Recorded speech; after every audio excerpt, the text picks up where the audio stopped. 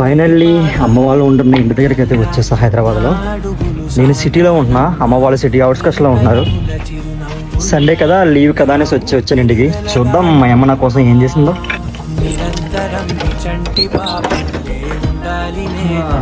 మా అమ్మ వాళ్ళు ఉంటున్న ఇల్లు ఇది. సో నేను మార్నింగ్ 7కి బయలుదేరా, రాబోదికి పోవతక 10 అయింది. నేను టిఫిన్ చేయలేదు. సో అమ్మ నా కోసం ఏం చేసిందో చూద్దాం. అమ్మ నా కోసం ఏం చేసిందో ఏందో, ఫుల్ ఆకలి వస్తుంది. Rice, chicken curry, puri. Night అమ్మ కాల్ చేసింది. అమ్మ కాల్ చేసినప్పుడు అమ్మ రేపు వస్తున్నా అనేసి అన్నాను. అవునా, అయితే ఏం కావాలన్నా అని చెప్పింది. అమ్మ మొన్న చవితికి ఇంటికి రాలేదు కదా, సిమ్మిడి చేయమ్మా అని చెప్పాను. సిమ్మిడి చేసిందంట. చూద్దాం మరి ఎక్కడ పెట్టిందో ఏమని. థింక్ ఇక్కడ ఏదో బాక్స్ ఉంది. వావ్, ఈ సంవత్సరం నాగుల చవితి మిస్ అయ్యానే అనే ఫీల్ ఉంది.